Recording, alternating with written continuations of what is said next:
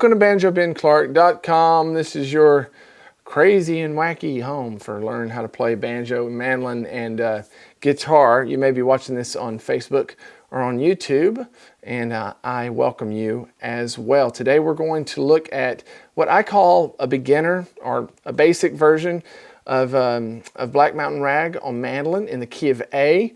If you go to the website, or if you're on the website, the tabs in the video are in the basic mandolin section. However, I think this one's really good for intermediate and even advanced players because you can absolutely fly on this one. Check it out. We use a lot of double stops. Let's listen to it now.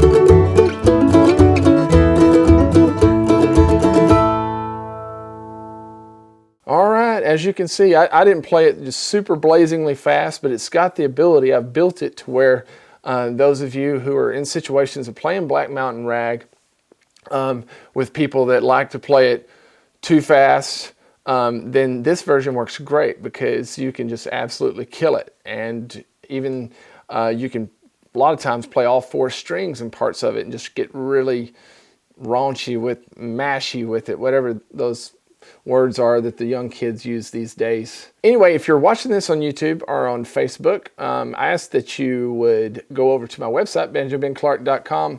It's the best bang for your buck when it comes to learning online. I can promise you that. I've got the best videos, and I've got tabs in PDF and in TEF format, and we do a new one each week. We switch out between banjo, mandolin, guitar. So when you're there, go to the basic tab section. Download the PDF or the TEF file for Black Mountain Rag. I've got all of the pick stroke directions and the chords and all of that good stuff. Now, we're about to start learning it here, measure for measure. I'm going to take you all the way through the song, measure for measure, so you know exactly what's going on. Then on the website, there's different segments of the video. And we will then play the whole song very slowly from start to finish, so you can practice along with that. And then I have 4 different guitar backing rhythm track videos, so you can work it up and show up at the local jam next time and just watch the jaws hit the floor. Let's get started. So this version's good for whenever you're having to fly. Okay, so you can play it slow and it sounds good, or you can blaze it and it sounds good. We're going to do just a kickoff here in measure 1 with most all the way through the song. We're going to be playing at least 2 strings. On fiddle, they call that a double stop. In the B or in the C part, we've actually got, we're playing more than 2 strings. We'll get through to that A string as well, okay? But it's really important that we're going to keep our right hand loose. We're going to keep the pick loose in our fingers, okay?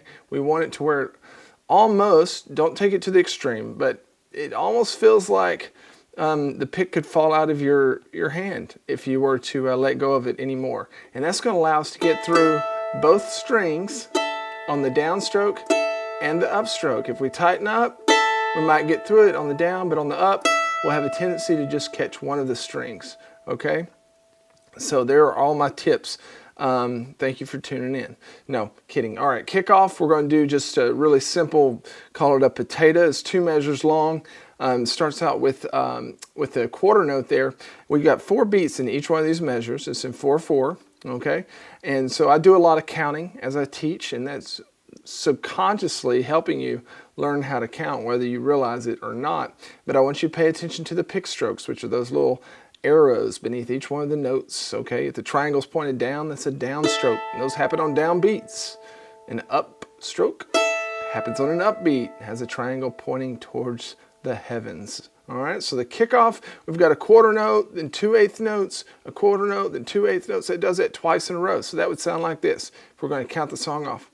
1 and 2 and 3 and 4 and 1 and 2 and 3 and 4 and 1 and 2 and 3 and 4 and there. So that's really the only two types of notes that we're using as far as timing goes in this whole song, are quarter notes and eighth notes. Quarter note's going to get a full beat. It would get a 1 and or a 2 and. An eighth note is going to get half a beat. So it either gets the 1, which is the downbeat, or the and, which is the upbeat of the first beat. You get that? We're dividing each beat into 2. And eighth notes get each of those divisions. Starting in the A part, okay, I'm going to call it an A part because even though our B part is going to have the same chord progression, it has a different melody. So I go ahead and call it a B part. You may argue with me on that, and I really don't care because I can't hear you right now. But measure 3, we're going to start out on the 4th fret of the A string with our middle finger, and we're going to play, of course, 2 eighth notes. And then we're going to do it again, except place our index finger on the 2nd fret up here on the E string. So together. Okay. Now the melody of this song is kind of switching back and forth between the 2 strings. The melody is going. Okay. So as you're playing it, it may be difficult at first, but as you're playing it, you might think about kind of accenting, even though you're playing through both strings. I know that on this first 2 notes, I want to be heavy on that A string. But then on the second 2 notes of that measure, I know that my melody's up here. So I might kind of shift my weight, not too much, but shift my weight to really try to catch that F sharp. You hear how that sounds? Okay. And then we finish out that measure with just 2 quarter notes, both downstrokes. The same 2 positions that we've already learned. Okay, measure 4, we've got some of the same kind of similar stuff, but we've got starting out just the same as measure 3, 2 eighth notes, then a quarter note back to that position that we just learned, and then 2 more quarter notes, and then all open for the last beat of the measure. So measure 4 sounds like this: 1 and 2 and 3 and 4 and. Good. Measure 5 is exactly the same as measure 3, so I'm just going to play it again for you. 1 and 2 and 3 and 4 and.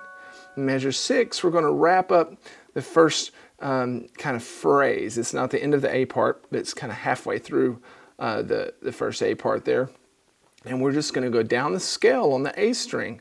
So 2 notes on the 4th fret, 2, and then back to the 2nd fret, and then open. So measure 6 sounds like this: 1 and 2 and 3 and 4 and. Okay? 1 and 2 and 3 and 4 and. So all together from the top, speed it up a little bit, and you can kind of follow along with the tab there. Ready, go. 1 and 2 and 3 and 4 and 1 and 2 and 3 and 4 and 1 and 2 and 3 and 4 and 1 and 2 and 3 and 4 and 2 and 3 and 4 and 1 and 2 and 3 and 4 and. Good job. Now measure 7, we're going to start back at what we see in measure 3 and play those same 4 bars over again.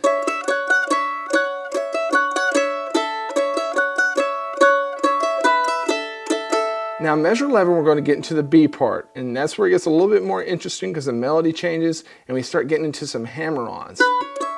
Okay, let's check that out.